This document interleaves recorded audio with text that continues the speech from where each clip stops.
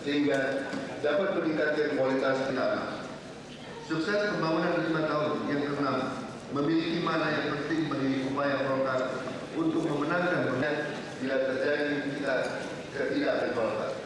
Oleh karena itu, untuk terus utama yang berada di lingkungan birokrasi harus mampu menunjukkan kepentingan masyarakat luas, sekaligus menghindari terjadinya ekses pembangunan, yaitu karya dan kekaryaan. Yang seperti telah berulang kali saya katakan bahwa kader Golkar adalah kader kepemimpinan yang mampu tidak cukup hanya menjadi kader pendidikan dan sanggup menerjemahkan dan itu kita mengetahui bahwa keterampilan dan profesionalismenya dan pengetahuan yang dapat disumbangkan di sosial publik ini disebut karya dan bukan pada semua lapisan masyarakat tentang berbagai keberhasilan pembangunan sebagai hasil perjuangan Golkar. Penjelasan demikian perlu secara terus-menerus dibangun. Penjelasan tersebut tentunya harus disampaikan dengan bahasa yang sederhana dan mudah dipahami.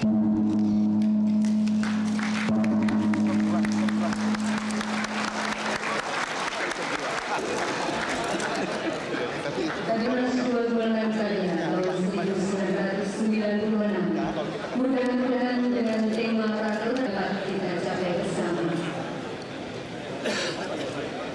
Kalian dari SMU 70 Provinsi Jakarta dengan kepala sekolah berjumlah kurang lebih 70 orang dengan dirigen 5 dalam paduan suara terbaik SMU DKI Jakarta dan salah satu sekolah unggulan.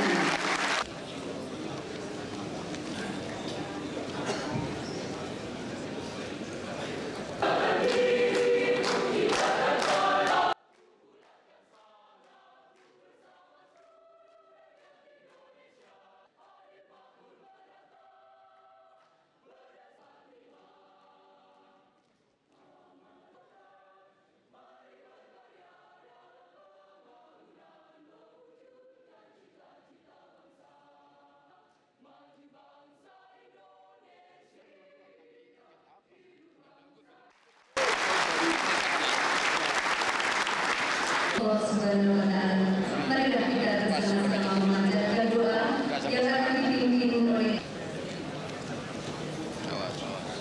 jangan tidur.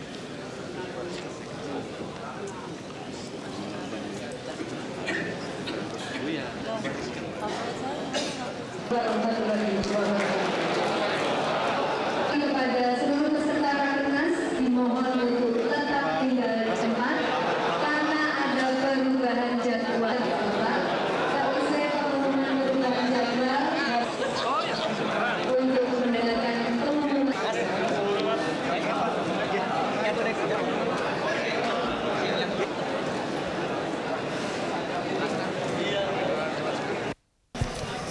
Sangat benar.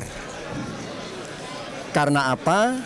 Karena selama ini Pak Harto memang menyerahkan kepemimpinan nasional itu pemilihannya kepada rakyat melalui sidang umum MPR. Jadi dengan demikian Golkar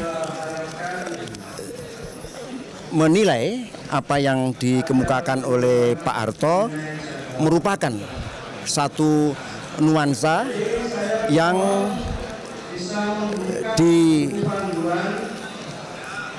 dicetuskan dari hati nurani seorang demokrat, ya, seorang demokrat. Karena Pak Harto selama ini dan kita tahu persis, ya, Golkar menilai bahwa Pak Harto menyerahkan mekanisme pemilihan presiden itu sepenuhnya kepada MPR. Jadi dengan demikian kedaulatan tertinggi dari rakyat itu adalah di MPR. Apa tidak memiliki penafsiran lain bahwa mungkin Harto memberikan kesempatan kepada orang lain untuk menjadi presiden? Kok Golkar tidak menilai sejauh itu?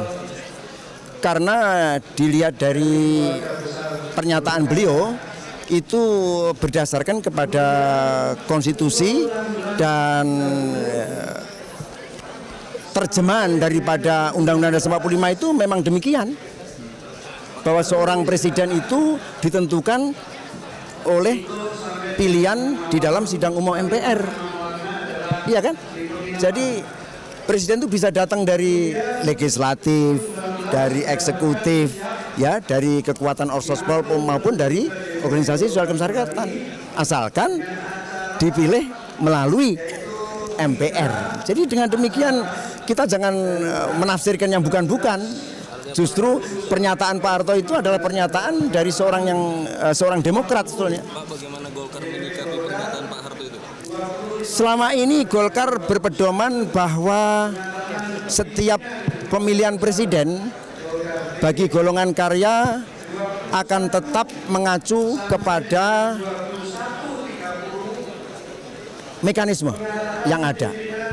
Mekanisme yang ada, pemilihan presiden akan ditentukan dan dibicarakan oleh fraksi-fraksi yang ada di DPR. Ya toh? Nah, fraksi-fraksi di MPR, maaf, akan ditentukan oleh fraksi-fraksi di MPR. Sedangkan anggota-anggota fraksi di MPR itu ditentukan oleh hasil pemilihan umum. Maka golongan karya sejak dini ya menyatakan bahwa Golkar belum membicarakan mengenai suksesi, karena membicarakan suksesi sekarang tidak etis. Sebab apa? Sebab rakyat telah memilih Presiden Soeharto untuk 5 tahun. Jadi kita dukung kepemimpinan beliau secara proaktif. Kalau begitu, nah, nanti kalau bicara mengenai suksesi itu di sidang umum MPR secara konstitusional. Nah, ini yang perlu kita camkan. Soal Gus Dur, soal pernyataan Gus Dur, Pak Harmoko yang mengatakan Apa? Makanya Golkar akan membicarakan suksesi nanti di sidang umum MPR. Menunggu hasil pemilihan umum. Pemilihan umum aja belum kok. Karena apa? Yang membicarakan presiden nanti adalah fraksi-fraksi di DPR. Fraksi-fraksi itu anggotanya ditentukan oleh hasil pemilihan umum. Kita lihat nanti fraksi-fraksi FKP ya yang di Golkar itu akan mampu nanti membicarakan GBHN dan presiden dalam sidang umum MPR. tapi paling tidak sejak sekarang sudah mengelus-elus. Apanya? Golkar sudah mengelus-elus siapa kira-kira nanti yang akan dimunculkan. Kita sekarang mengelus-elus kader-kader yang akan dikembangkan untuk memenangkan pemilu. Tapi untuk mengelus-elus kepemimpinan nasional dengan sidang MPR. Belum sama sekali atau belum mau diumumkan? Apanya? Belum sama sekali mengelus-elus itu atau belum mau diumumkan? Pengertian mengelus-elus itu dari sisi apa dulu? Kalau dari sisi pemenangan pemilu kita sudah mengembangkan apa artinya pemenangan pemilu bagi golongan karya itu kan tolok ukurnya ada. Tolok ukurnya ada. Sukses pemilu bagi Golkar itu tolok ukurnya ada. Ada 3 tolok ukurnya. Pertama, tetap terjamin tegaknya negara kesatuan Republik Indonesia berdasarkan Pancasila dan Undang-Undang Dasar 45.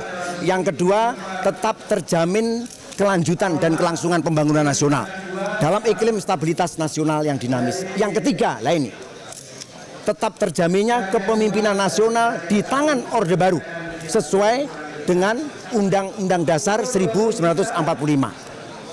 Dengan kata lain, bahwa Golkar ya akan menentukan sikapnya untuk memilih kepemimpinan nasional atau presiden mandataris MPR nanti di dalam sidang umum MPR. Jadi jelas alur pikir Golkar itu jelas alur pikir juga. Sudah pasti, Bu. Yang pasti itu bahwa